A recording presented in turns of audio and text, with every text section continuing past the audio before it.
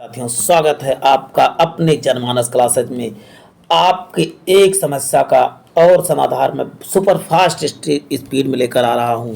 भारतीय राज्य व्यवस्था यानी भारतीय संविधान के लगभग 2500 क्वेश्चन मैं 2 वीडियो में करवाने वाला हूं। तो इसके लिए क्या करना होगा, सेकंड वीडियो को आपको चैनल को सब्सक्राइब करना होगा। सब्सक्राइब करने के साथ साथ बेल आइकन दबाना होगा। मैं पूरे पीडीएफ को दिखा देता हूं कि क्या क्या इसमें देखिए चैप्टर वाइज ऑनलाइन है। देखिए भारतीय संविधान का विकास पूरा आप देख लीजिए। देखिए पूरा मैं पीडीएफ आप दिखा रहा हूँ, पूरा देख लीजिए। आप वीडियो छोड़ के नहीं जाना है, आपको वीडियो पूरा देखना है, तभी इसका फायदा आपको मिलने वाला। अन्यथा आप जाने आपका काम जाने। देखिए पूरा आप देख लीजिए, पूरा चैप्टर वाइज की तरह बेहतरीन पीडीएफ को डिजाइन किया गया है। इसको देख लेते 2 वीडियो को लगभग 4 घंटे को 4 घंटे में आपका पूरा संविधान। और आपको ये भी बता देता हूँ, चैप्टर वाइज एमसीक्यू भी लाने वाला हूँ प्रैक्टिस सेट के रूप में। तो इसके बाद उसको देखना ना भूले। लगभग 2000 एमसीक्यू होंगे। देखिए पूरा आपको पीडीएफ मैंने दिखा दिया है। लगभग 15 पेज का पीडीएफ है। आज मैं लगभग 7 या 8 पेज को ही डिस्कस करूँगा। चलते हैं प्यारे साथियों, आज की धमाकेदार शानदार श्रृंखला को प्रारंभ करते हैं। एक हमारा टैगलाइन है, हो चुका आगाज लड़का जो बदलने की तैयारी, और जीत उसी की होगी जिसका संघर्ष जारी। चलिए मेरे साथ संघर्ष करना प्रारंभ कीजिए। पहला ही धमाकेदार देखिए, संवैधानिक विकास। फर्स्ट चैप्टर से मैंने शुरू किया। संविधान की बात किया जाए, संवैधानिक विकास की ना बात किया जाए तो ये तो समझ लीजिए कि धोखा हो जाएगा। पहला देखिए क्या कहा गया है कि रेगुलेटिंग एक्ट 1773 के तहत कलकत्ता में सर्वोच्च न्यायालय की स्थापना किसके तहत हुआ था बताओगे? रेगुलेटिंग एक्ट 1773 के तहत हुआ था। चलते हैं प्यारे साथियों, वीडियो बहुत ध्यानपूर्वक वॉच करना है, इधर उधर चक्कर मकर नहीं करना है। चलते हैं, भारतीय संविधान का सरकार अधिनियम 1919 के द्वारा विधान पालिका में द्विसदनीय व्यवस्था किया गया था। क्या द्विसदन होगा? जैसे आज चल रहा है राज्यसभा लोकसभा, उसी प्रकार जो है उस समय चल रहे थे। चलते हैं नेक्स्ट देखते हैं प्यारे साथियों। नेक्स्ट है भारत सरकार अधिनियम 1935 के अंतर्गत द्वैध शासन जो है केंद्र में स्थापित किया गया। देखिए 1919 में राज्यों में हुआ था और यह है केंद्र में। दोनों को आपको क्लियर करके चलना, पहले राज्य फिर केंद्र। 1919 में राज्य में द्विसदनीय व्यवस्था आई या द्वैध शासन आया, जबकि 1935 में आप क्या बताएंगे, केंद्र में आया। चलते हैं प्यारे साथियों, नेक्स्ट देखते हैं। भारत सरकार अधिनियम 1935 के तहत अखिल भारतीय संघ की स्थापना, संघीय शासन की व्यवस्था की गई थी। देखिए अखिल भारतीय संघ की स्थापना कब? तो 1935 के तहत की गई थी। चलते हैं, क्रिप्स मिशन कब आया था? तो क्रिप्स मिशन आप बताओगे 1942 में आया था और इसके अध्यक्ष जो थे सर स्टेफर्ड क्रिप्स थे। इसमें कुल टोटल 3 सदस्य थे। चलते हैं, ये वीडियो सुपर फास्ट मोड में होगा, अन्यथा ये 2500 क्वेश्चन जो है 12 घंटे 15 घंटे में कंप्लीट होगा। मैं चाहता हूँ मिनिमम समय में आपका रिवीजन करवाऊँ। ये हमारा दायित्व बनता है, आपका दायित्व बनता है कि बिना स्किप किए हुए देखें और वीडियो को लाइक शेयर और सब्सक्राइब जरूर करें। मैं आपके लिए इतना कर रहा हूँ तो आप थोड़ा सा तो कर ही सकते हैं इतना। तो चलते हैं प्यारे साथियों, कहा गया देखिए कैबिनेट मिशन 1946 के अंतर्गत भारतीय संविधान क्या हुआ था, गठन किसके द्वारा? भारतीय संविधान का गठन किसके तहत हुआ? तो आप बताओगे कैबिनेट मिशन योजना के तहत हुआ था। कैबिनेट मिशन योजना कौन लाया था? तो माउंट बेटन लेके आए थे। देखिए एक एक चीज़ में क्लियर करते चल रहा हूँ आपके लिए आपको, तो आप बिल्कुल कंफ्यूज ना होइएगा, एकदम टेंशन मुक्त होकर बैठ जाइए और मेरे साथ जो है संघर्ष करिए, परीक्षा के लिए संघर्ष। चलते हैं, 9 दिसंबर 1946 को संविधान की पहली बैठक की अध्यक्षता किसने किया? तो बताओ सच्चिदानंद सिन्हा ने। यानी अस्थायी अध्यक्ष पूछा जाए तो कौन बने थे? तो आप क्या बताओगे? सच्चिदानंद सिन्हा ये बने थे। जबकि 2 दिन के बाद किसको बना दिया गया? 11 दिसंबर 1946 को डॉक्टर राजेंद्र प्रसाद को बना। देखिए दोनों डेट्स हूबहू पूछे गए हैं, इसको बहुत ध्यानपूर्वक याद करना है। को संविधान निर्मात्री सभा के प्रथम स्थायी अध्यक्ष यानी परमानेंट अध्यक्ष कौन चुने गए? तो आप बताओगे डॉक्टर राजेंद्र प्रसाद को चुना गया था। चलते हैं, संविधान में 13 दिसंबर 1946 का उद्देश्य प्रस्ताव किसने दिया? तो बताओ जवाहरलाल नेहरू ने जो है, और जिसे संविधान सभा ने 22 दिसंबर 1947 को क्या किया? देखो पेश कब किया उद्देश्य प्रस्ताव, दोनों कॉन्सेप्ट अलग है। आप आरओ या बीपीएससी टीचर की तैयारी करें, किसी भी चीज़ की तैयारी कर रहे हैं, जितने भी भारत में चाहे केंद्र सरकार या राज्य सरकार की नौकरियां, सबके लिए अमृत के समान कार्य करेंगे। संविधान से क्वेश्चन आता है तो इससे बाहर बिल्कुल नहीं आएगा, इसकी गारंटी मैं लिखित रूप से ले लेता हूं। चलते हैं, क्वेश्चन और धमाकेदार आपके सामने दिख रहा है कि संविधान सभा का निर्माण संविधान सभा का निर्माण कितने दिनों में हुआ? तो बताए 2 साल 11 माह 18 दिन में हुआ था। और कुल कितने अधिवेशन हुए थे? तो आप बताओगे कुल 11 अधिवेशन हुए। देखिए कितना, एक एक लाइन में लगभग 5 से 6 क्वेश्चन आपको मिल जा रहे हैं। कितने? 2 साल 11 महीना 18 दिन और कुल कितने अधिवेशन? तो आप बताओगे 11 अधिवेशन में होते। सरदार वल्लभ भाई पटेल किससे? तो बताओ प्रांतीय समिति के अध्यक्ष थे।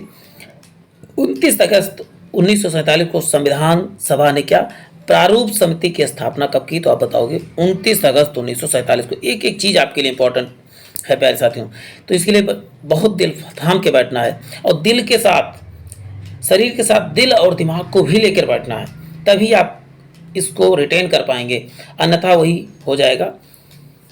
आप समझ सकते हैं। और इस तरह नहीं बैठना आपको, मन महुआ चित्त घुसैले करके नहीं। मन महुआ चित्त घुसैले का मतलब आप सब समझ रहे हैं क्या होता है? तो आपको बता दूं कि मन कहीं अलग लगा हो, मन महुआ में लगा हो और शरीर कहीं और हो, तो कहीं के नहीं रह जाएंगे। अब देखिए डॉक्टर B.R. अम्बेडकर ने भारतीय संविधान सभा की प्रारूप समिति के अध्यक्ष, प्रारूप समिति किसने बनाया था?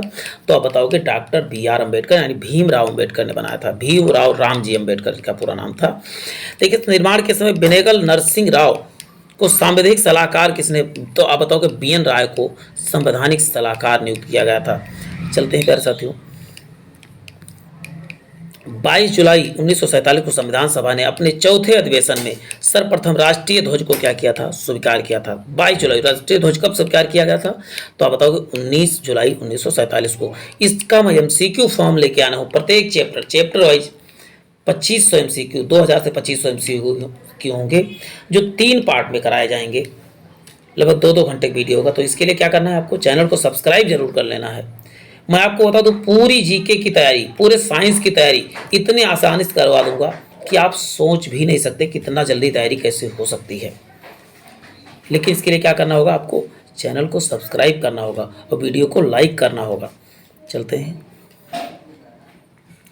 नेक्स्ट है डॉक्टर राजेंद्र प्रसाद निर्मात्री परिषद के तदर्थ झंटा समिति के अध्यक्ष थे। देखिए तदर्थ झंटा समिति के अध्यक्ष कौन थे? तो आपको बताओगे डॉक्टर राजेंद्र प्रसाद थे। 26 नवंबर 1949 को भारतीय संविधान सभा कब अंगीकृत किया गया था? तो आप बताओगे अंशतः अंगीकृत। तो आप बताओ 26 नवंबर 1949 को, लेकिन पूर्णतः जो 26 जनवरी 1950 को किया गया था। देखिए नेक्स्ट क्वेश्चन ये आ गया था, पूर्णता कब? तो 26 जनवरी 1950 को भारतीय संविधान लागू हुआ था।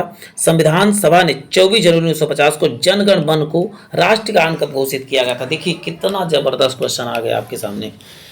राष्ट्रगान के रूप में कब? तो आप बताओगे 24 जनवरी 1950 को। राष्ट्रगान में गाने का समय क्या है? तो आप बताओगे 52 सेकंड है, जबकि राष्ट्रगीत का 65 सेकंड होता है। अब देखिए राष्ट्रीय चिन्ह कब? तो बताओ 26 जनवरी 1950 को राष्ट्रीय चिन्ह को अंगीकृत या स्वीकार किया गया था। ये आपको ध्यान रखना है। देखिए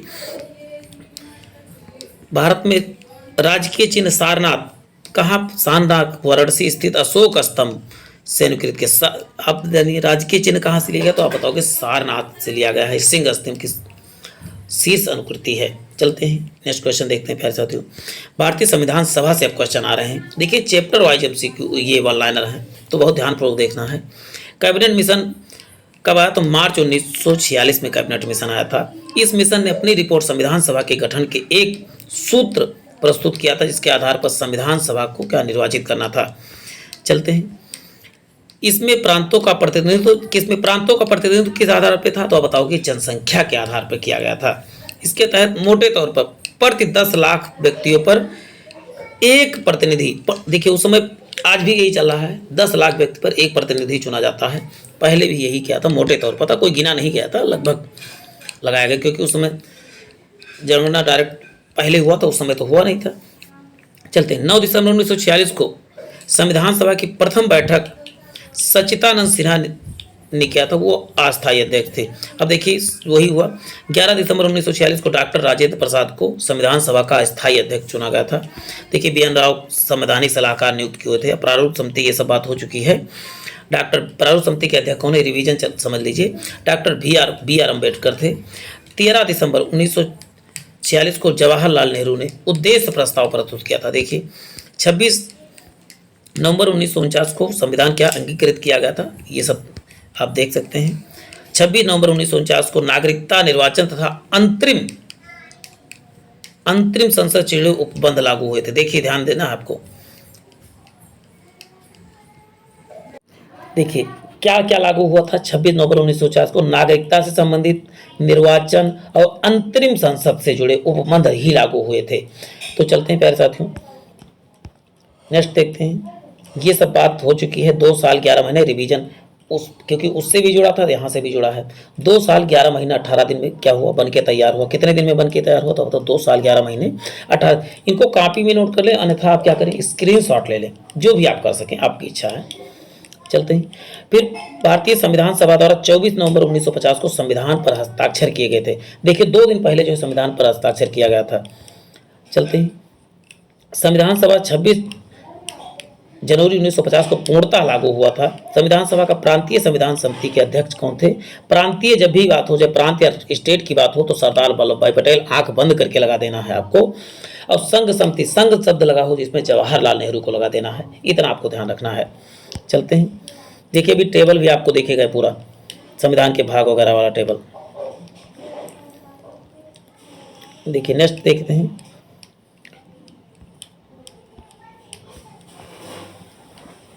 नेक्स्ट है संविधान सभा द्वारा स्थापित मौलिक अधिकारों और अल्पसंख्यकों हेतु सलाहकार किसे नियुक्त किया गया था? सलाहकार का अध्यक्ष, समिति के अध्यक्ष कौन थे? तो आप बताओगे सरदार वल्लभ भाई पटेल थे। संविधान के निर्माती परिषद के तदर्थ जनता समिति का अध्यक्ष था, तदर्थ वाले, तो आप बताओगे तदर्थ के भी डॉक्टर राजेंद्र प्रसाद थे।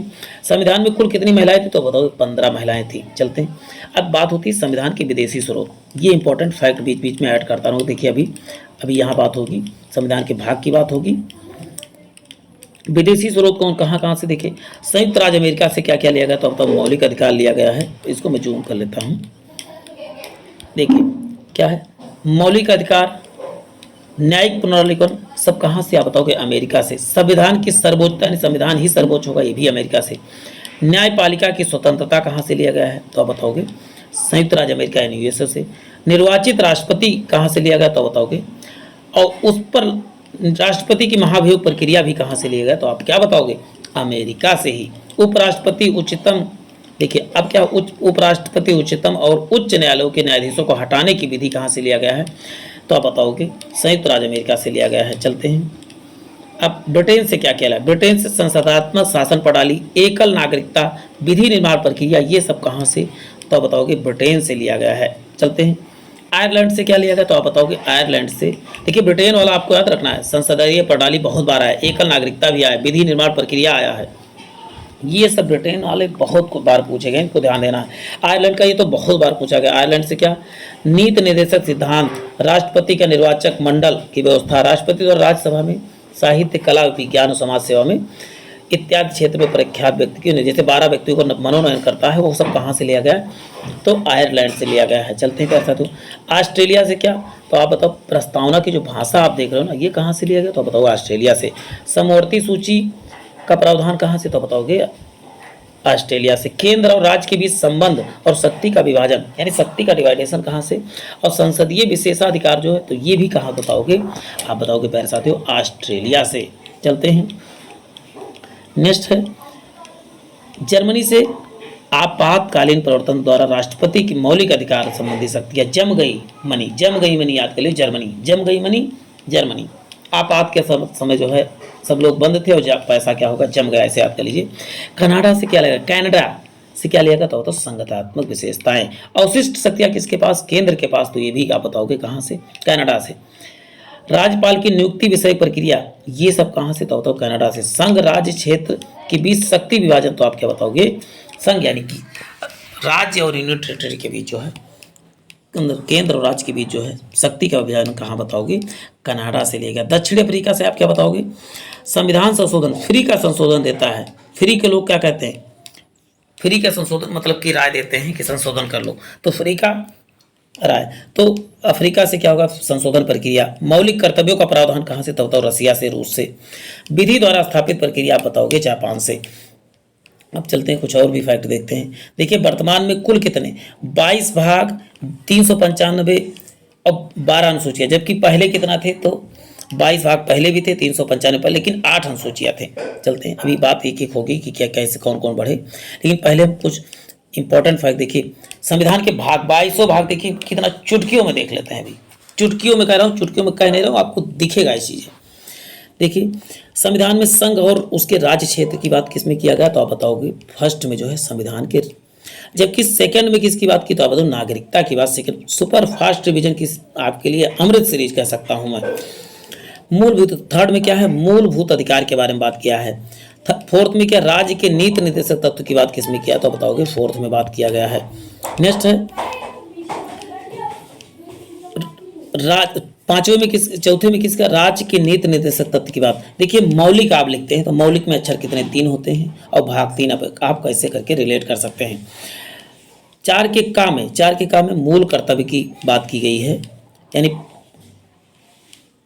मुख्य प्रिंसिपल की बात की गई है। चलते हैं, पांचवें में संघ की बात की, कैसे याद करें, संघ आप ऐसे लिखें SANGH। देखिए कितने अक्षर आए, 5, तो किस में आ जाएगा, 5 आ जाएगा। चलते हैं नेक्स्ट क्वेश्चन देख लेते हैं। प्रथम अनुसूची, ये आप देखें सतवां को आपको सातवां क्या, 7 से 7, 7 से समाप्त याद करें। सतवां क्या हो चुका है, समाप्त हो चुका है। 7 से 7 से समाप्त याद कर सकते हैं। 8वें में क्या है, राज्य के बारे में उल्लेख है, जबकि 9वें में बारे में यूनियन टेरिटरी यानी संघ राज्य क्षेत्र के बारे में बात किया गया है। 8वें में क्या है, संघ राज्य क्षेत्र के बारे में। चलते हैं,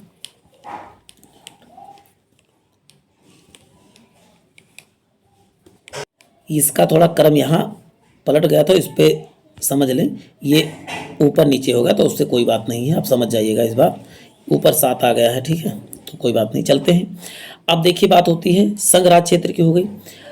अब यहाँ 8वें हो गया। 9वें क्या है, पंचायत। अच्छा ये बताइए गांव में क्या, गांव के लोग को क्या कहते हैं, नवमी लाल नाम रखते हैं, तो नवई और नवमी लाल, ग्राम पंचायत किसमें उल्लेख है, तो नवई में है। जबकि 9 के काम में क्या है, नगर पालिका, किसका, नगर पालिका का उल्लेख किसमें है, तो बताओगे 9 के काम में है। जबकि 9 के खा में क्या है, सहकारी समितियां। जबकि 10 में क्या, अनुसूचित और अनुसूचित जनजाति क्षेत्र। और 10 में क्या है, संघ और उसके बीच संबंध किसमें है, तो बताओगे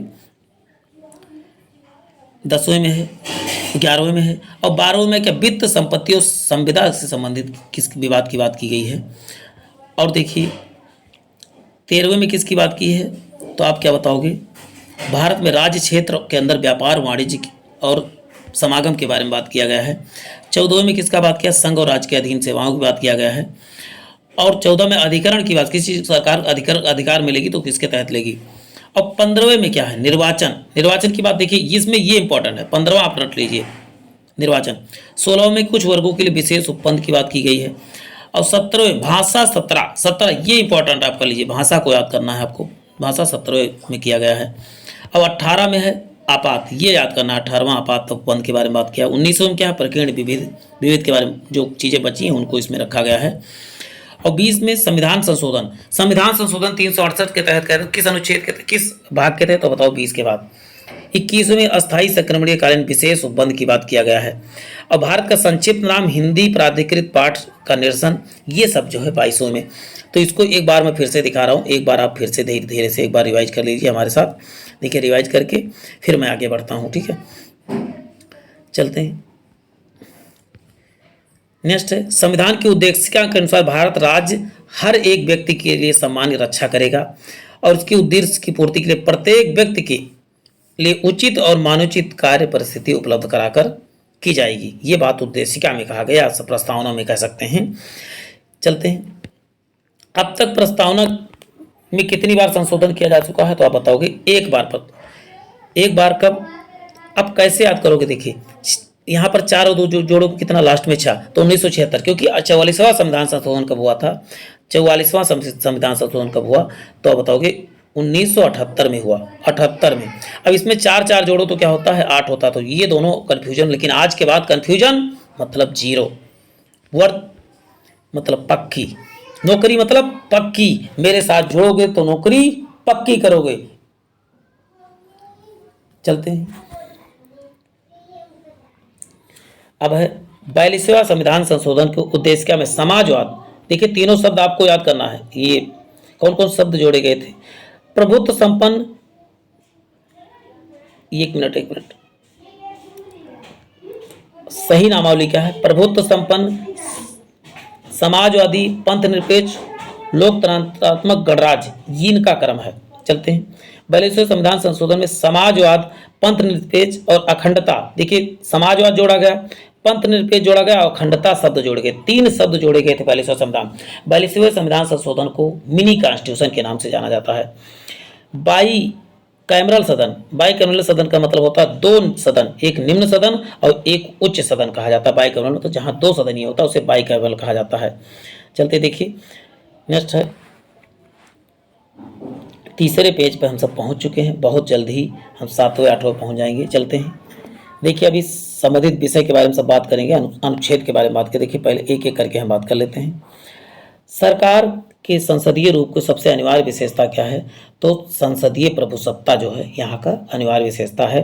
भारतीय परिषद अधिनियम 1909 द्वारा भारतीयों को प्रथम बार विधि निर्माण की प्रतिनिधित्व दिया गया। पहली बार विधि निर्माण की प्रतिनिधित्व क्या दिया गया? तो 1909 के तहत दिया गया।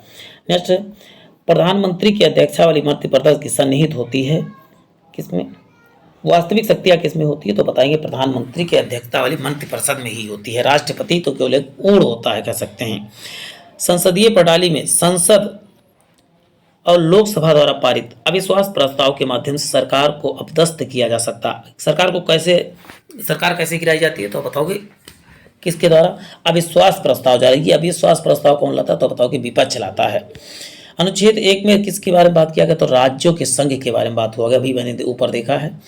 नए राज्य की रचना कौन कर सकता है? तो बताओ कि संसद जो है नए राज्यों की रचना कर सकता है। चलते हैं, संसद को किसी राज्य में से किसी क्षेत्र को अलग करके अथवा 2 या 2 से अधिक राज्यों से मिला करके अथवा किसी क्षेत्र को किसी राज्य भाग के साथ मिला करके एक नए राज्य की बनाने की शक्ति प्रदान करता है। चलते हैं, नेक्स्ट क्वेश्चन देखते हैं प्यारे साथियों।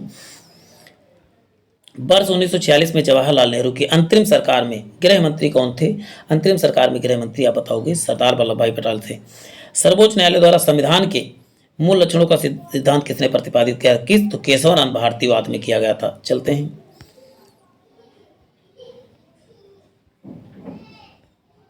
नेक्स्ट है, भारत के क्षेत्र में राज्यों के क्षेत्र, संघीय क्षेत्र एवं अन्य क्षेत्र जो कि विधि प्रक्रिया द्वारा अधिकृत हो सकते हैं शामिल थे। भारतीय क्षेत्र में क्या? राज्य के क्षेत्र, संघीय क्षेत्र और अन्य क्षेत्र जो विधिक प्रक्रिया द्वारा अधिकृत किए गए थे वो भारतीय क्षेत्र कहलाए। अब जवाहरलाल नेहरू संविधान की सभा के संघ समिति के अध्यक्ष, देखिए हमने क्या बताया था, संघ जिसमें लगा हो समझ लो जवाहरलाल नेहरू ही होंगे।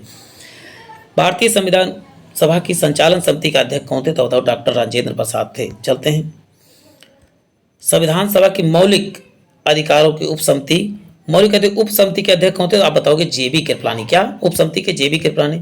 अब देखिए 51 की बात आ गई। 51 में संविधान के प्रति प्रतिबद्धता, राष्ट्रध्वज, राष्ट्रगान का सम्मान करना, भारत की संप्रभुता, एकता, अखंडता की रक्षा करना तथा मिलीजुली संस्कृति की ध्वनि का परिरक्षण करना आदि नागरिकों का क्या है? कर्तव्य है। कर्तव्य को आपको याद रखना। ये सब एक एक शब्द देखिए, यूपी पीसीएस हो, यूपी आरओ हो, या जो है बीपीएससी परीक्षा हो, या जो है यूपी ट्रिपल एससी हो, या ऐसे ही क्वेश्चन पूछे जाते हैं। तो अब इन सबको ध्यान देके पढ़ना है आप सबको।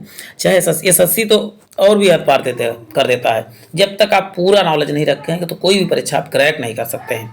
और इसके लिए आपको क्या करना होगा? जुड़ना होगा चैनल से। विधायी विषयों की संविधान की 7वीं अनुसूची में रखा गया है। किसमें? विधायी विषयों को 7वीं अनुसूची में रखा गया। चलते हैं, नेक्स्ट क्वेश्चन देखते हैं प्यारे साथियों। संविधान के अंतर्गत पुलिस, लोक सेवा और स्वास्थ्य और स्वच्छता के प्रति व्यक्ति कर, निखात निधि, गैस, कृषि, रेलवे, पुलिस, कारागार, ये सब किसके अंतर्गत आते हैं? तो बताओगे संविधान सभा के अंतर्गत कारागार। और भूमि पंचायती सुधार है तो राज्य सूची के विषय। राज्य सूची के विषय कौन कौन से? तो आप क्या बताओगे?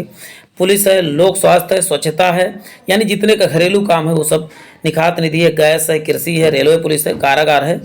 आप रेलवे पुलिस आप सोचते हैं केंद्र सरकार की, नहीं, रेलवे पुलिस उस प्रत्येक राज्य की अलग अलग होती है और वो राज्य सरकार के अंतर्गत आती है। पंचायती राज, भूमि सुधार, ये सब राज्य सूची के विषय हैं।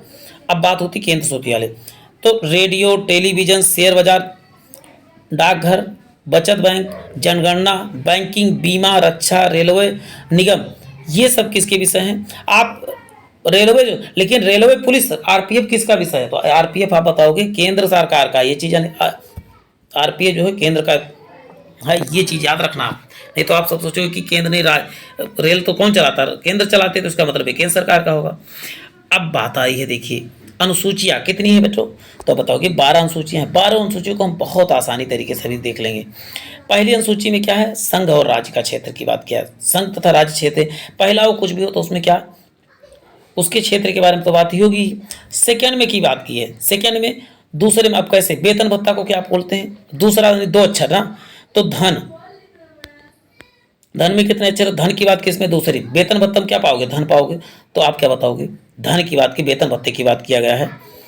और आपको बता दूं, राष्ट्रपति और राज्यपालों के वेतन भत्ते भाग खा से निश्चित हैं। भाग गा लोकसभा तथा विधानसभा के अध्यक्ष तथा उपाध्यक्ष, राज्य विधानसभा की परिषद के सभापति और उपसभापति के वेतन गा में, इन सबको याद, बहुत ज़्यादा इंपॉर्टेंस। लेकिन यदि आप यूपीपीएससी आरओ की तैयारी कर रहे हैं तो ये आप पढ़ना जरूरी है, नहीं तो अन्यथा कोई नहीं। आप छोटी परीक्षाओं की तैयारी करें तो वो सब नहीं पूछा जाएगा।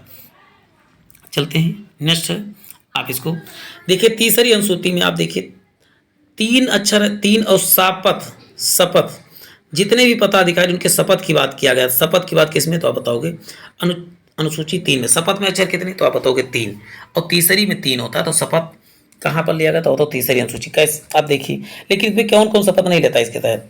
तो बताओ, राष्ट्रपति, उपराष्ट्रपति, न्यायाधीशों आदि का शपथ ले जाने के प्रतिज्ञान प्रारूप दिए गए हैं। मंत्री, वेतन भत्ते, अच्छा सॉरी, हाँ ठीक करेक्ट। लेकिन इसमें एक चीज गड़बड़ दिया गया है, राष्ट्रपति इसके तहत शपथ नहीं लेता। राष्ट्रपति जो है 60 के तहत, अनुच्छेद 60 के तहत शपथ लेता है। चलते हैं चौथी में क्या? राज्यसभा सदस्यों का आवंटन किया। अब राज्यसभा, इसमें ऐसे राज्यसभा याद कर लीजिए। राज्यसभा में अक्षर कितने? तो बताओगे 4, ऐसे करके याद कीजिए। चौथी में 4 अक्षर कितने राज्यसभा में? तो 4, ऐसे करके याद कर दीजिए।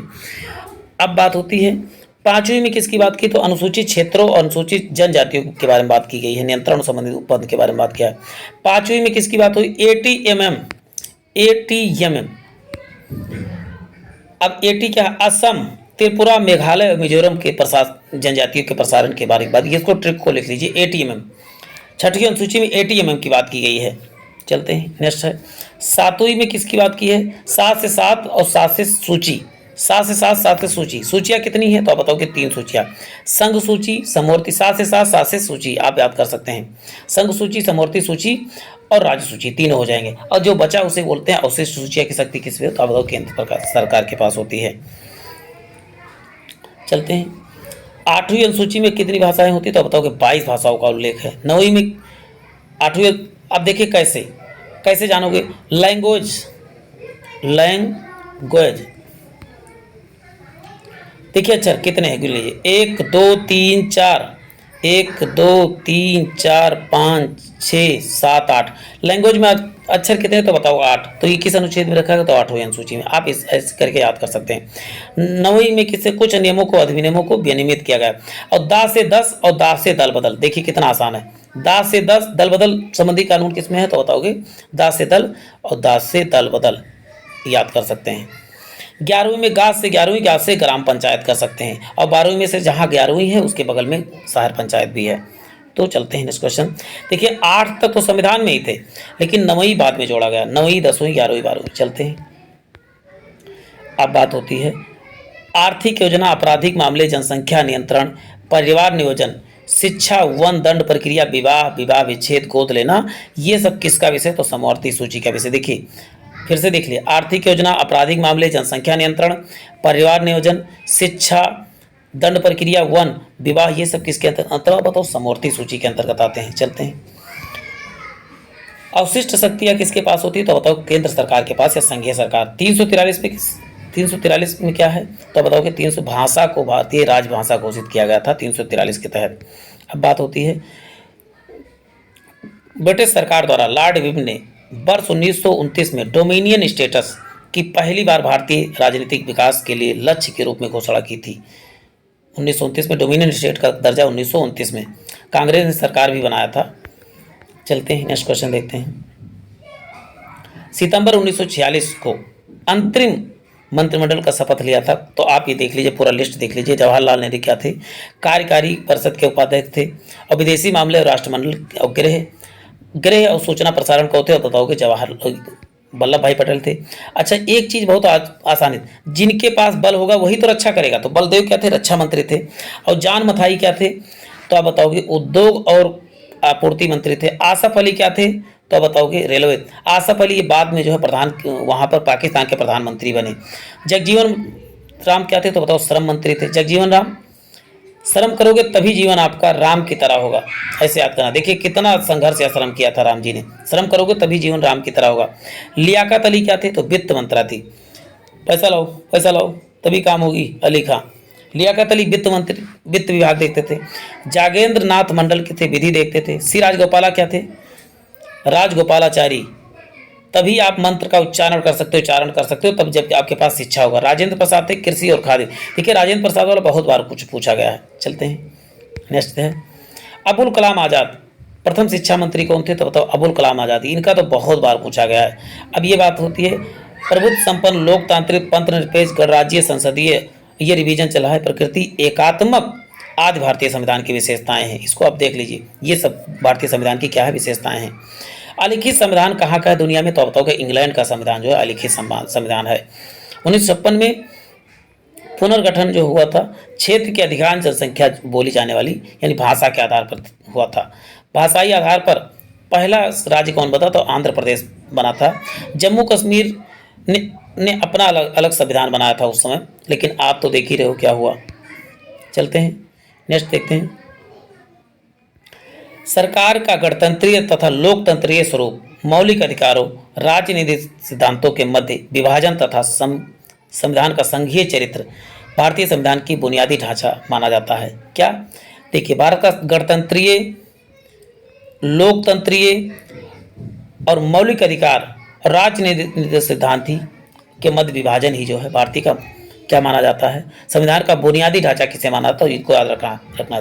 गणतंत्रीय, लोकतंत्रीय, मौलिक अधिकार, राज्य के नीति क्या है?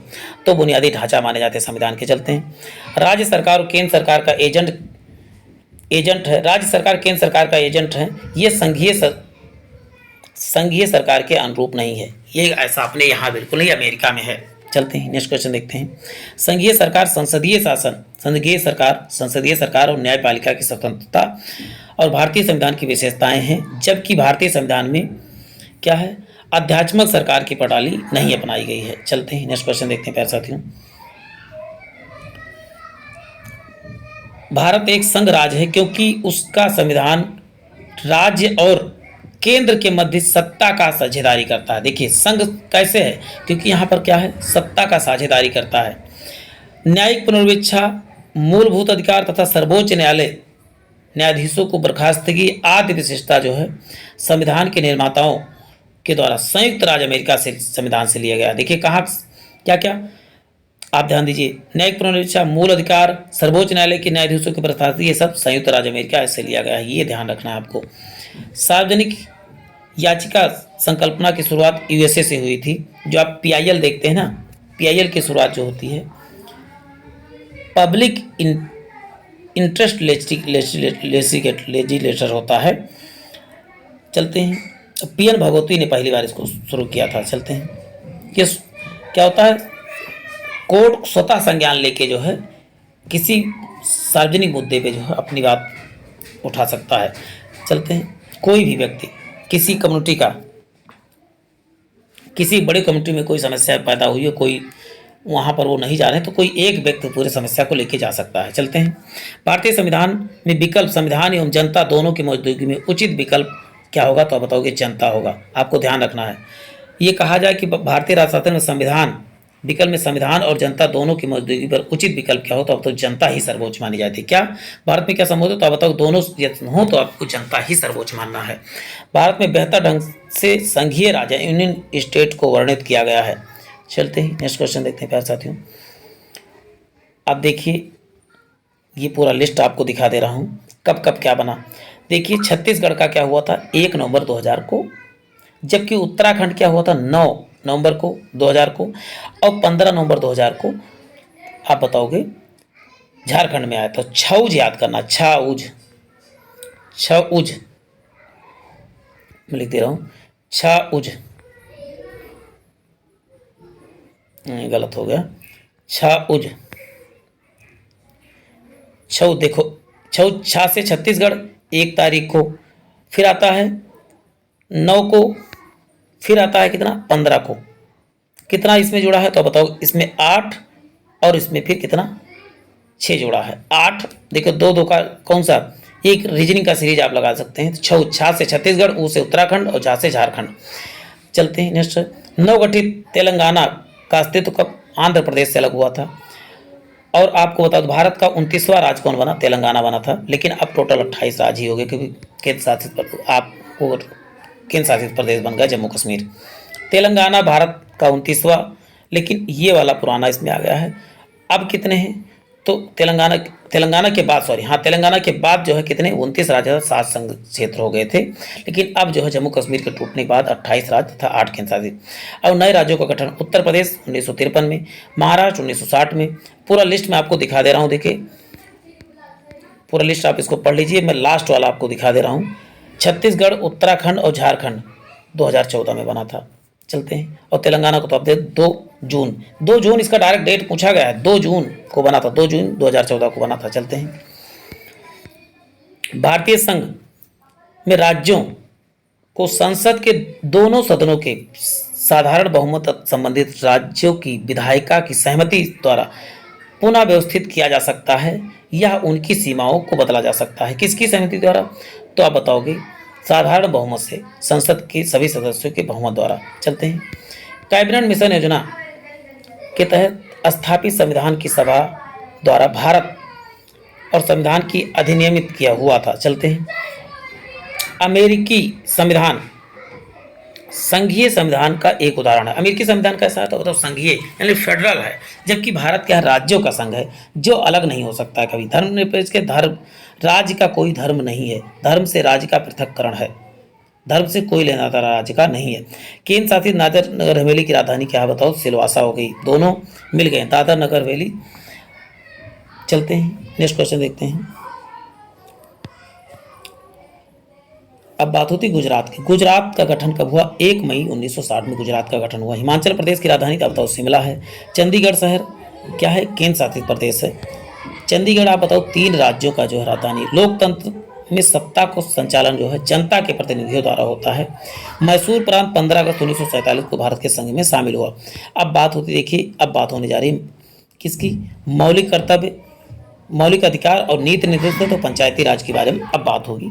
ये एक प्रकार का शॉर्ट नोट है, मैं जल्द ही विस्तृत और एमसीक्यू वाइज लेके आने वाला हूँ। तो इस पूरे सेशन को देखने के बाद आप एमसीक्यू देखेंगे तो ज़्यादा फायदा आपको मिलने वाला है। चलते हैं। भारतीय संविधान के 2 में किसकी बात, नागरिकता का उल्लेख किया गया है। देखिए ऊपर इसकी मैंने बात कर लिया है। अब बात होती है 1955 में के द्वारा भारत में नागरिकता प्राप्त की जाती थी। जन्म के द्वारा, रक्त संबंध के द्वारा, रजिस्ट्रीकरण के द्वारा, विदेशीकरण के द्वारा और भूभाग शामिल। आज भी यही है, 5 तरह से जो है नागरिकता आपको मिल सकती है। देखिए 5वां पेज आपके सामने जो है ऑनलाइनर का आ गया संविधान का। किसी व्यक्ति का पंजीकरण द्वारा भारतीय नागरिकता प्राप्त करने के लिए कम से कम 5 वर्ष क्या है भारत में निवास करना होगा। ये आपको ध्यान रखना है। पंजीकरण के द्वारा यदि भारत में रहते हैं, रजिस्ट्रेशन के द्वारा, तो आपको 5 वर्ष रहना, फिर आपको जो है अप्लाई करना है। देशीयकरण द्वारा नागरिकता प्राप्त करने के लिए कितना, 10 वर्ष में निवास करना होगा देशीयकरण द्वारा जो है। चलते हैं। तब आपका मान्य होगा। नागरिकता के बारे में विधि बनाने की संपूर्ण शक्ति संसद में होती है। विधि बनाने की संपूर्ण शक्ति किसके, संसद के पास। मूल अधिकारों की संख्या पहले 7 थी, लेकिन आपको बता दूं संपत्ति के अधिकार को समाप्त कर दिया गया है। मूल संविधान में मौलिक अधिकारों की संख्या कितनी थी आप बताओगे, 7 थी। 44वें संविधान संशोधन 1900 देखिए 78 भी बात हो चुकी है, 4 है लास्ट में, 78 है। अनुच्छेद 31 को क्या कर दिया गया, अब हटा दिया गया किसके तहत, 44वें संविधान संशोधन के द्वारा संपत्ति का अधिकार जो था। संपत्ति के अधिकार 301 के अंतर्गत कानूनी अधिकार या विधिक अधिकार बना दिया गया। अनुच्छेद 21 के तहत 6 से 14 वर्ष के बालकों को निःशुल्क व अनिवार्य शिक्षा की उपलब्ध कराने की बात की गई है। ये कर्तव्य किसका होगा? राज्य का होगा। चलते हैं, संविधान के अनुच्छेद 16 में सार्वजनिक रोजगार से संबंधित मामलों को भारत के सभी नागरिकों को लेकर अवसर की समानता की गारंटी दी गई है। चलते हैं, कानून का नियम का अर्थ क्या होता है? कानून की दृष्टि से सभी व्यक्ति क्या हैं? तो आप बताओगे समान है। कानून की दृष्टि से सभी व्यक्ति क्या हैं? तो आप बताओ समान है। भारतीय संविधान के भाग 1 में संघ और उसका राज्य क्षेत्र, भाग 3 में मूल अधिकार तथा भाग 4 में राज्य के नीति निर्देशकता से संबंधित है। चलते हैं, भाग 4 में किस 4 का में मूल कर्तव्य का उल्लेख है और 4 में किसका? राज्य के नीति, यानी DPSP, directive principle of state policy. देखिए सभी को रिवीजन, देखिए मैंने उधर दिखाया, इधर रिवीजन में करवा रहा हूँ। चीज़ें कितना आपको आसान लगने लगी होंगी आपको। देखिए बात है, नेक्स्ट दिया गया है, संविधान में 1235 में किसका उल्लेख? 12 से 35 में मौलिक अधिकार यानी मूल अधिकार का बात किया गया है। चलते हैं, 14 से 18 में समानता का अधिकार, 14 से 18 में संविधान के 14 से 18 में किसकी बात किया गया है? तो आप बताओगे समानता का अधिकार। देखिए सम, दोनों इसमें सम संख्याएं हैं, 4 लास्ट में यहाँ पर भी सम है और 18 में 8 भी सम संख्या है। तो समानता का अधिकार किसमें दिया गया है? देखिए अभी 19 से 22 में किसके अधिकार की दिया बात? स्वतंत्रता का अधिकार किसमें दिया गया है? तो 19 से 22 में स्वतंत्रता का अधिकार के बारे में बात किया गया, 19 से 22 में। चलते हैं, आप कोरिलेट या जुगाड़ टेक्नोलॉजी का प्रयोग सदैव आप अपने पढ़ाई में किया कि आपको फायदा मिलेगा ही मिलेगा। चलते हैं, अन्य मौलिक अधिकार कौन से हैं? तो बताओगे शोषण के विरुद्ध अधिकार को किसमें? 23-24 में शोषण के विरुद्ध का अधिकार। धार्मिक स्वतंत्रता का अधिकार किसमें? 25 से 28 में किया गया है। संस्कृति और शिक्षा के अल्पसंख्यकों के लिए किसमें? तो 29-30 में। और संवैधानिक उपचार का अधिकार जिसको क्या है, संविधान की आत्मा जो है, अम्बेडकर साहब ने कहा था, 32 को कहा था। चलते हैं, अनुच्छेद 22 में गिरफ्तारी और निरोध संरक्षण के संबंध में जो उपलब्ध है। 22 में आप गिरफ्तारी करने से पहले आपको क्या करना होगा?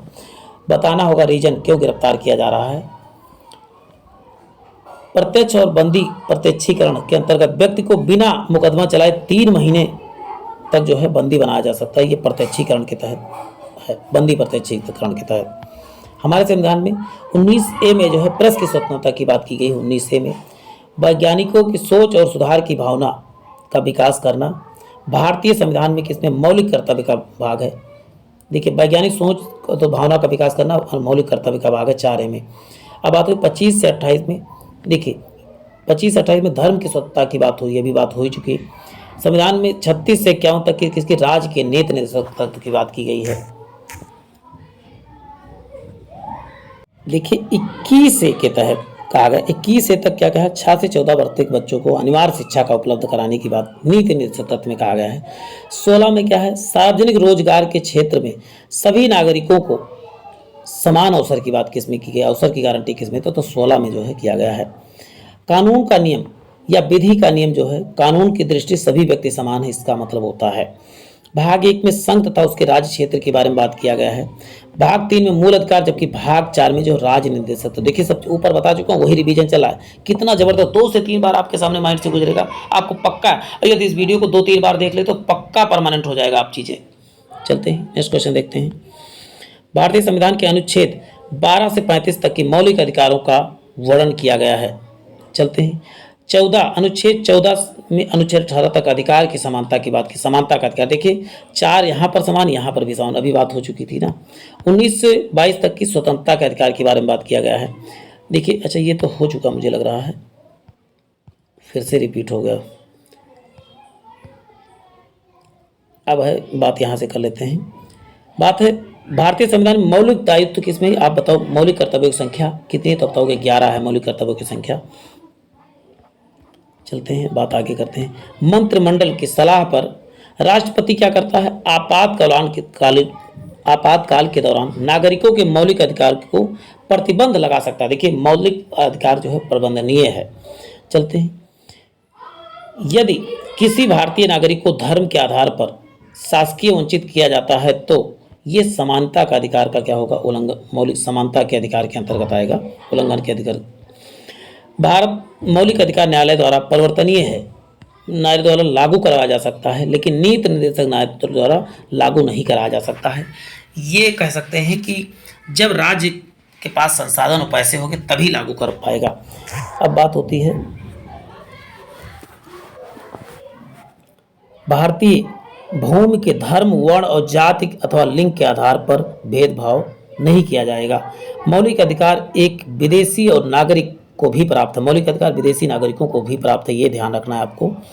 नेक्स्ट है, संविधान में अनुच्छेद 14 का स्रोत क्या है? विधि के समक्ष समता व समानता। ब्रिटिश संविधान व विधियों का समान संरक्षण की बात करता है। ये सब बात कहाँ से लिया गया तो बताओ, अमेरिका से प्राप्त है।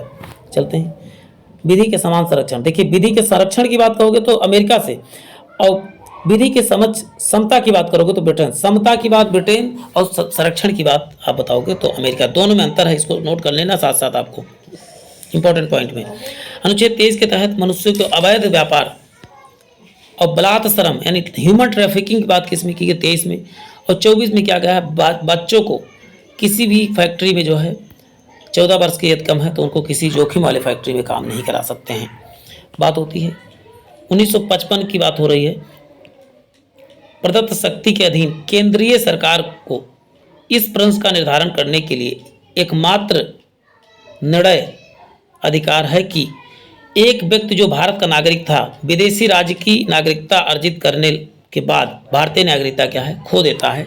ये स्वतः खो देगा। आप परमादेश की बात क्या होती है? हम आदेश देते हैं। परमादेश का शाब्दिक अर्थ क्या बताओगे? हम आदेश देते हैं, आपको याद रखना है। निषेध का आदेश उच्चतम न्यायालय का अथवा उच्च न्यायालय द्वारा न्यायिक या अर्ध न्यायिक अधिकारियों को विरुद्ध जारी किया जाता है। तो आप बताओगे निषेध अधिकार जो होता है। चलते हैं, मौलिक अधिकारों के अंतर्गत परिवर्तन के लिए सुप्रीम कोर्ट के अधिकारिता को प्रचलित करने की गारंटी जो है संविधान के अनुच्छेद 32 में है। ये आपको ध्यान देना है। नेक्स्ट है, देखिए, नीति निर्देशित सिद्धांतों में पुरुष और महिलाओं दोनों के लिए समान कार्य के लिए समान वेतन की व्यवस्था का अनुच्छेद किसमें की गई है? तो 39 में किया गया। समान कार्य के लिए समान वेतन की व्यवस्था की गई है। अब बात होती, देखिए 16 के 2 के तहत धर्म, नस्ल और जाति, लिंग भेदभाव और जन्म स्थान के बाद किसी भी आधार पर सार्वजनिक नियुक्ति के लिए जो है भेदभाव नहीं किया जा सकता है। इन सब के आधार पर किसमें? धर्म, नस्ल, जाति, लिंग, उद्भव और जन्म स्थान के आधार पर भेदभाव नहीं किया जाता। अनुच्छेद 16 के 2 में। चलते हैं, समानता का अधिकार राज्य के महिलाओं और बच्चों और पिछड़े वर्गों के लिए विशेष प्रावधान बनाने की अनुमति देता है। चलते हैं, हमारे संविधान में काम करने का अधिकार मूलभूत अधिकार के अंतर्गत नहीं आता है। मूल अधिकार में काम करने का अधिकार नहीं आता है। शोषण का, अब काम करने का अधिकार होता तो आज कोई बेरोजगार ही ना होता। शोषण करने में स्वतंत्र, शोषण करने का अधिकार मौलिक अधिकार नहीं है। शोषण करने की स्वतंत्रता मूल अधिकार नहीं है भैया। इस तरह होता तो हर कोई दूसरे को शोषण ही कर रहा होता। सोचो थोड़ा सा। संविधान में मौलिक अधिकारों में संसद संशोधन कर सकता है। चलते हैं, पंचायती राज व्यवस्था में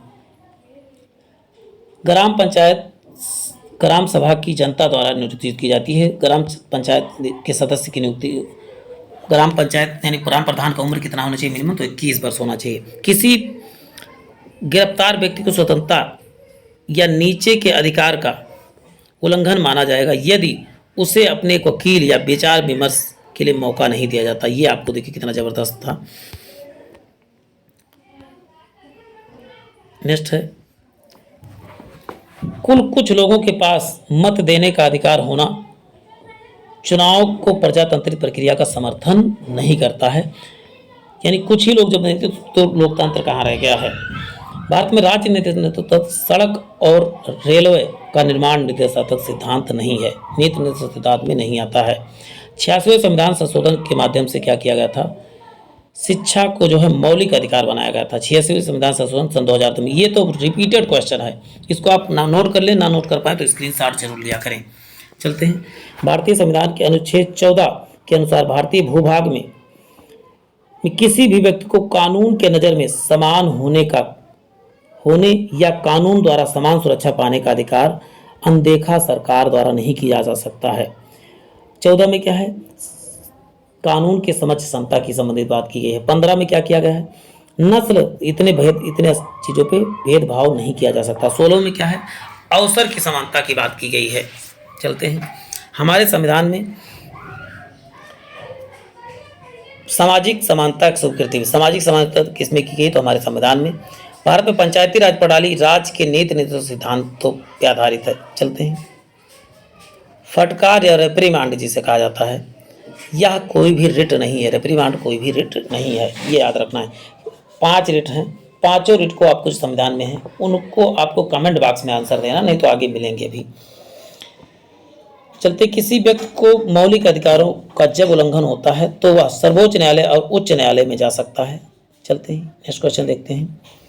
मानहानि शब्दावली अपनी जाति के बाहर विवाह करने वाले युगल को दंडित करना या उसके मृत्युदंड देना से संबंधित है। चलते हैं, नेक्स्ट है 73वें संविधान संशोधन द्वारा पंचायती राज व्यवस्था जो है लाई गई थी। 73वें संविधान संशोधन के द्वारा पंचायती राज व्यवस्था भाग 9 में रखा गया है। पंचायती राज व्यवस्था त्रिस्तरीय ग्राम पंचायत, क्षेत्र पंचायत और जिला पंचायत से संबंधित है। चलते हैं। भारतीय संविधान के 74वें संविधान संशोधन 1993 के द्वारा भाग 9 में और भाग 9 इसे जोड़कर नगरीय स्थानीय शासन को संवैधानिक दर्जा प्रदान किया गया था। चलते हैं, नेक्स्ट क्वेश्चन देखते हैं। मेयर का नगर निगम का प्रधान होते हैं, तो क्या बताओगे? 2 अक्टूबर 1949 को तत्कालीन प्रधानमंत्री जवाहरलाल नेहरू ने राजस्थान के नागौर में प्रथम त्रिस्तरीय पंचायत राज व्यवस्था के उद्घाटन किया था। चलते हैं। यदि पंचायत का विघटन होना है तो 6 माह के भीतर चुनाव हो जाना चाहिए। जब विघटन हो जाता है 6 माह के भीतर चुनाव हो जाना चाहिए। राष्ट्रपति का भी सेम होता है। पंचायती राज स्तर पर राज्य सरकार के प्रतिनिधि ग्राम सेवक होते हैं। चलते हैं। नागालैंड राज्य में पंचायती राज व्यवस्था अस्तित्व में नहीं है। चलते हैं। पंचायती राज व्यवस्था कहाँ, तो बताओगे नागालैंड में। त्रिस्तरीय पंचायती राज व्यवस्था सर्वोच्च स्थान किसका? जिला परिषद का है, ये आपको ध्यान रखना है। पंचायती राज में संपत्ति कर नहीं है, का स्रोत जो है संपत्ति। पंचायती राज व्यवस्था गांव, क्षेत्र और जिला के आधार पर लगता है। अब आता है राष्ट्रपति और उपराष्ट्रपति आता है। संघीय कार्यपालिका की शक्तियां किसमें, आप बताओगे? राष्ट्रपति में। राष्ट्रपति तीनों सेनाओं का क्या होता है? प्रमुख होता है। चलते हैं। राष्ट्रपति तीनों सेनाओं प्रमुख। भारत में प्रथम नागरिक किसे, तो बताओ? राष्ट्रपति के। दूसरी नागरिक उनकी पत्नी मानी जाती है। प्रथम राष्ट्रपति कौन थे, तो बताओ? राजेंद्र प्रसाद प्रथम थे। भारत में प्रथम महिला कौन थी, तो बताओगे? प्रतिभा देवी सिंह पाटिल थी। भारत वर्तमान में तो इस समय के राष्ट्रपति आप क्या बताएंगे, तो द्रौपदी मुर्मू हैं। द्रौपदी मुर्मू, याद रखना, इसमें गलत टाइप हो गया था। राष्ट्रपति का कार्यकाल कितने वर्ष होता है, तो आप क्या बताओगे? राष्ट्रपति का कार्यकाल जो है 5 वर्ष होता है। कितना? 5 वर्ष। और उपराष्ट्रपति कौन है, तो बताओगे? जगदीश धनखड़ जो है उपराष्ट्रपति हैं। अब नेक्स्ट है राष्ट्रपति पद के लिए निर्वाचित होने वाले 35 वर्ष या उससे अधिक आयु का होना आवश्यक है। कितना? 35 वर्ष या उससे अधिक आयु होना आवश्यक है। चलते हैं। राष्ट्रपति अपना त्याग पत्र किसे देगा, तो बताओ? उपराष्ट्रपति को। उपराष्ट्रपति किसे देगा, तो राष्ट्रपति को। राष्ट्रपति सर्वोच्च न्यायालय या मुख्य न्यायाधीश द्वारा पद एवं पद की गोपनीयता की शपथ दिलाई जाती है। राष्ट्रपति को शपथ कौन दिलाता है, तो बताओगे? गोपनीयता की शपथ किसके? सर्वोच्च न्यायालय के मुख्य न्यायाधीश द्वारा जो है दिलाया जाता है, ये आपको याद रखना है।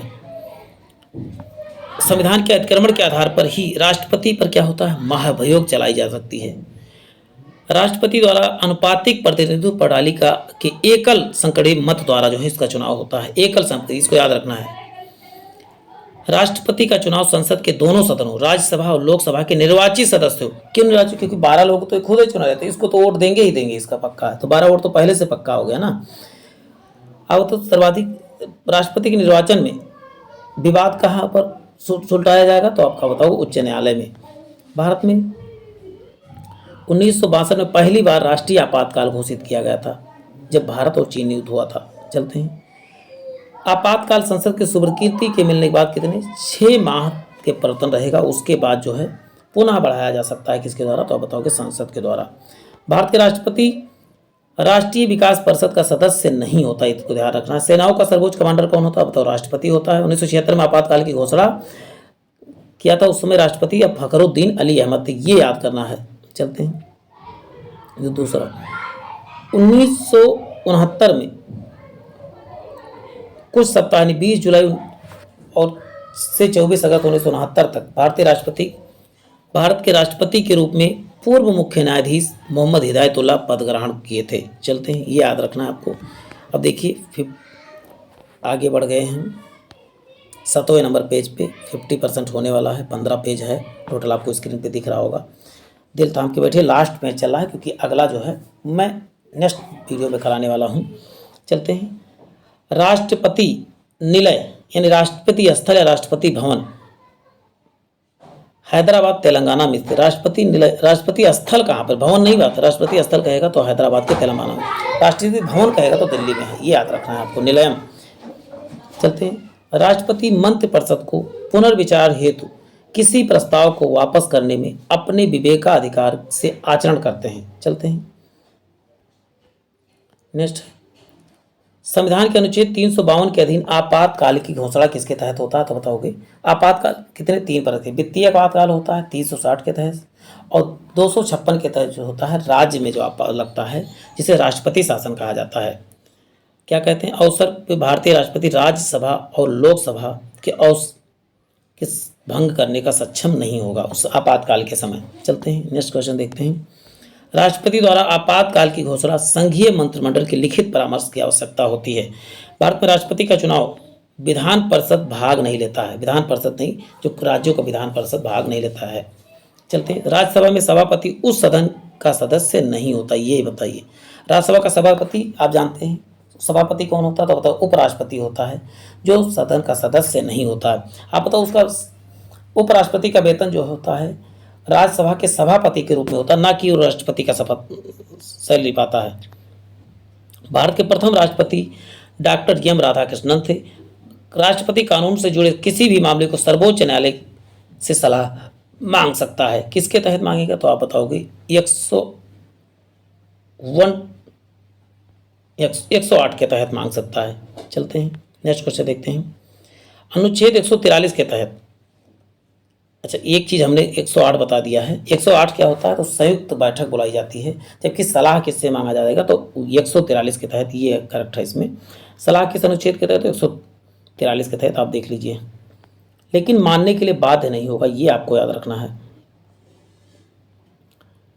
नेक्स्ट है, राज्यसभा के सदस्य राज्य की विधानसभा के निर्वाचित सदस्यों द्वारा अनुपातिक प्रतिनिधित्व पद्धति के अनुसार एकल संक्रमणीय पद द्वारा क्या होता है, राज्यसभा के सदस्य निर्वाचित होते हैं। ये तो देखिए निर्वाचन पद्धति आपको याद करके जाना है, ये पूछे जाते हैं। युद्ध घोषित करने हेतु राष्ट्रपति विधित सक्षम है, क्या विधि के अनुसार जो है सक्षम है। भारत के तीसरे व्यक्ति के रूप में तीसरे राष्ट्रपति कौन है, जाकिर हुसैन थे, तथा कार्यकाल की दृष्टि से तीसरे राष्ट्रपति जो है डॉक्टर राधाकृष्णन थे। चलते हैं। भारत रत्न की उपाधि प्राप्त करने वाले अंतिम राष्ट्रपति कौन है, तो मतलब प्रणब मुखर्जी हैं। चलते हैं, प्रणब मुखर्जी को क्या मिल चुका है, भारत रत्न मिल चुका है। चलते हैं। राज्यसभा के सभापति का 2 बार के लिए बने तो डॉक्टर राधाकृष्णन, अभी तक किसी को नहीं, तथा मोहम्मद हामिद अंसारी ने जो है 2 बार संभाला। केवल राधाकृष्णन और मोहम्मद हामिद अंसारी, केवल 2 ही लोगों ने 2 बार संभाला है। भारत में राष्ट्रपतियों का कार्यकाल के अनुसार सही क्रम है, पहले राजेंद्र प्रसाद, डॉक्टर राधाकृष्णन, डॉक्टर जाकिर हुसैन और बीबी गिरी और फखरुद्दीन अली अहमद। इसको क्रम को आप याद करके स्क्रीनशॉट लेके याद कर सकते हैं, ऊपर वाले ही ज़्यादा पूछे जाएंगे। चलते हैं। प्रथम महिला उम्मीदवार जिसने भारतीय राष्ट्रपति का चुनाव जो है में हिस्सा लिया, लक्ष्मी सहगल ने हिस्सा लिया था, लेकिन जीती नहीं थी। अब पहली महिला क्या थी, तो पहली महिला राष्ट्रपति तो आप बताओगे, प्रतिभा देवी सिंह पाटिल। कानून व्यवस्था भंग होने पर भारत में आपातकालीन नहीं लगाया जा सकता, ये आपको ध्यान रखना है।